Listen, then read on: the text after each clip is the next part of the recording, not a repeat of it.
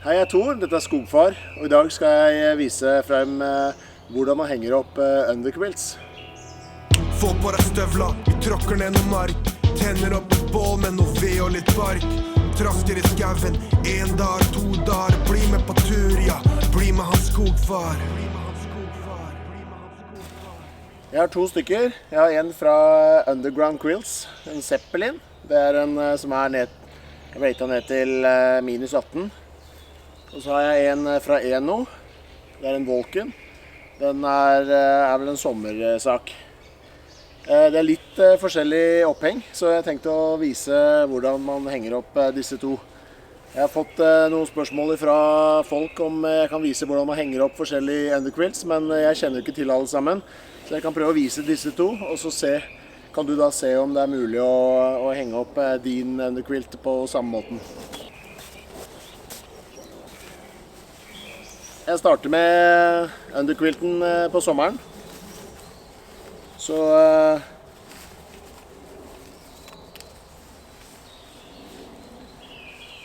da får vi se hvordan det fungerer. Da ser vi her på sommersaken, så er det et tråd som går nedover hver side, som følger hele langsida nedover. Og så er det en løkke her, og så går nedover hele sida på den sida her. Det er den ene. Den andre, den går fra den sida til den sida, altså kortsida, og den er for å stramme inn så den blir trang og fin rundt kantene og ikke slipper inn masse kaldluft inn der. Den som går på langsida her, den gjør sånn at du kan flytte den opp og ned i liggeretningen. Så det jeg gjør da, jeg tar den her, og så bare klipser jeg den fast på den Dutch-klippen. Og så gjør jeg det samme på andre siden.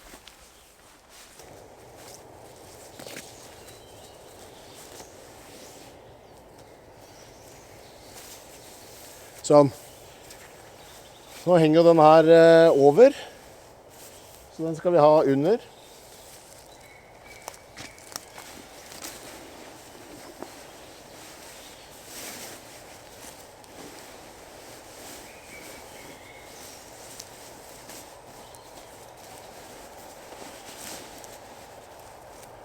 Og verre er det ikke.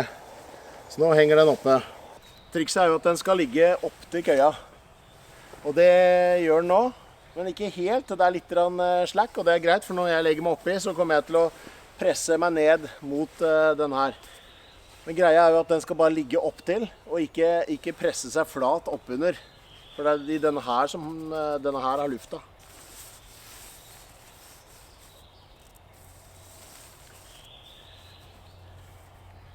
Hvis den her er for stram, så må jeg slakke ut her. Da gir jeg litt mer slakk på den siden her. Og så blir den litt dypere. På den kortsida, der skal den ligge opp til her oppe. Når jeg legger meg ned her nå, så vil den lokke seg. Hvis den her er for åpen, sånn, og jeg legger meg ned, så kommer det jo luft inn her. Så da må jeg stramme den til litt. Så når jeg legger meg ned, så kommer det ikke luft. For at den her ikke skal skli opp og ned, så har Eno laget en sånn strammer. Uten den der, så vil den bare skli ned. Mens siden den har den festeren, så vil den ikke surfe opp og ned på denne line her da.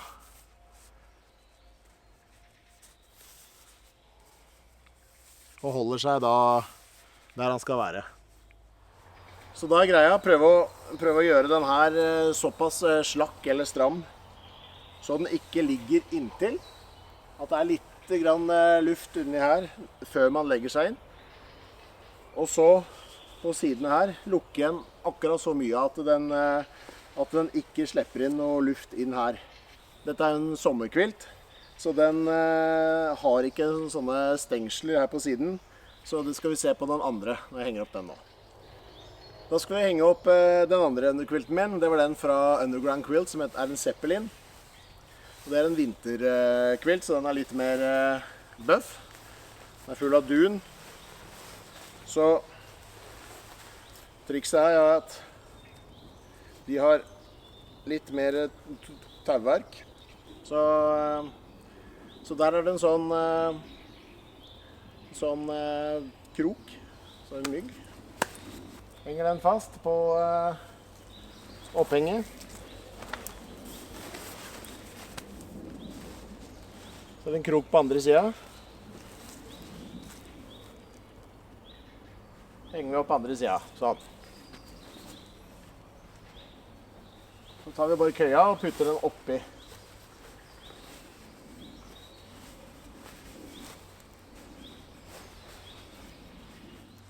På den siden her så henger man det i et tau som henger bare fast i quilten her.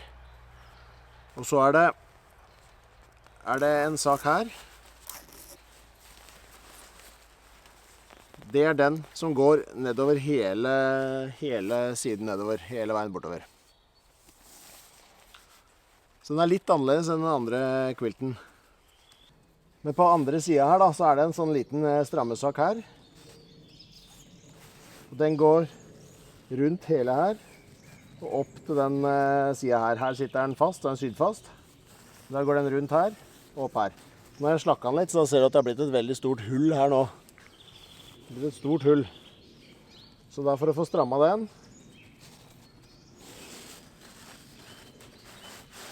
så strammer man opp den her.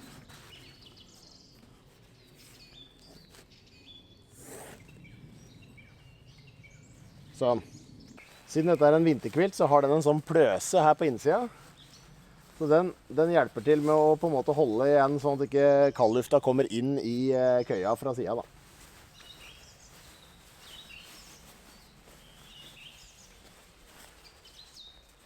Her legger man seg ned, og da presser man inntil den pløsa, og det blir helt tett og fint her. De quiltene jeg har, det jo to fullengde quilts. Så de skal liksom dekke meg helt ifra skulderen og hodet og helt ned til føttene. Så jeg tenkte å vise hvordan man legger seg inn i en quilt eller køye med quilt. Og hvordan man får det behagelig på vinteren. Denne her jeg brukt ned til 15 minus, og jeg frøs ikke på rumpa. Det eneste stedet jeg frøs var i ansiktet. Så nå skal vi se det. Da har jeg satt meg i køya, og da skal vi legge oss ned i. Så tar jeg på beina først.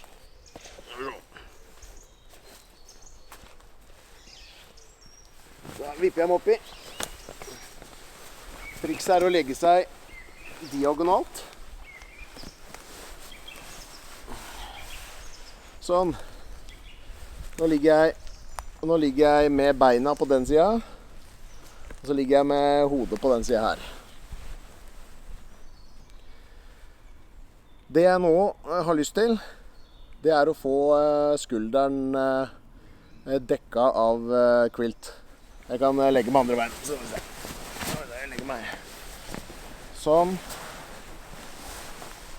Og sånn. Ja. Det jeg vil nå da, det å få skulderen til å dekkes av underquilt. Så den løfter jeg opp. Så jeg får den over skulderen min her.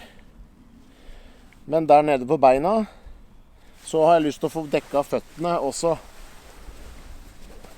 Så da har vi quilten her. Den drar vi såpass høyt opp, at vi får den over føttene. Sånn. Da ser du at quilten går jo her. Og så her oppe ved skulderen igjen. Drar den over skulderen. Så da ligger jeg og helt dekket av underquilt. Hele veien opp her. Og jeg kan kjenne inn under så kjenner jeg at for det første så er det veldig varmt her. Men så kjenner jeg at jeg har ikke presset meg ned i underquilten. Det er liksom, den ligger akkurat inn til rumpa.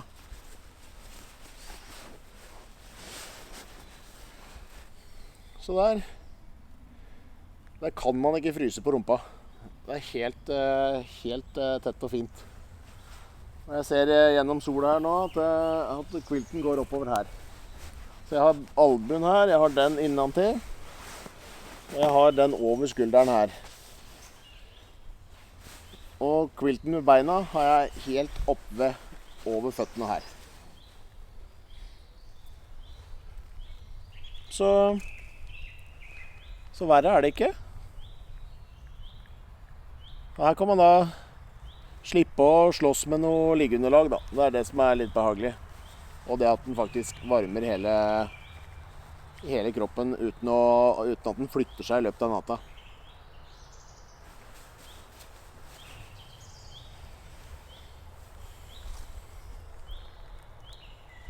Når man bruker underquilt, så er det veldig kjekt å bruke ridgeline, sånn at du får saggen i køya.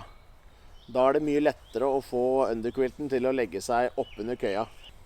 Hvis du ligger uten ridgeline, så vil køya være mye mer strekt, og da kan det begynne å glippe opp ved hodet og ned ved bena. Men med ridgeline så får du en bue, altså at du har strammet ridgeline sånn at begge endene er litt nærmere hverandre enn den ville ha vært uten. Så får du en slakk i køya, og da er det lett å henge på underquilten. En annen ting som er greit da med ridgeline, det er at man får litt hjelp til å komme seg ut av køya. Så klart, har du lyst til å bruke liggeunderlag, så gjør du det. Har du lyst til å ligge uten, så gjør du også det. Men dette her var bare en visning hvordan man henger opp underquilts, og hva slags strammegreier som er på en underquilt. Det er to forskjellige køyer jeg har, og begge har hver sin måte å stramme på. Men trikset er jo da å få den til å ligge inntil, men ikke sånn at du presser den flat, og så at den ikke slipper inn for mye luft her oppe. Tusen takk for meg, og tusen takk for at dere orket å se så langt. Hvis du har orket å se så langt som det her, så håper jeg du har likt det, og kan gi meg en tommel opp, og kanskje abonnere på kanalen også, for da blir jeg kjempeglad. Nå nærmer jeg meg 1000. Så kanskje du hjelper meg til å bikke 1000. Tusen takk. Få på deg støvla, vi tråkker ned noe mark. Tenner opp et bål med noe ved og litt bark. Trasker i skaven, 1 dag, 2 dager. Bli med på tur, ja, bli med hans skogfar.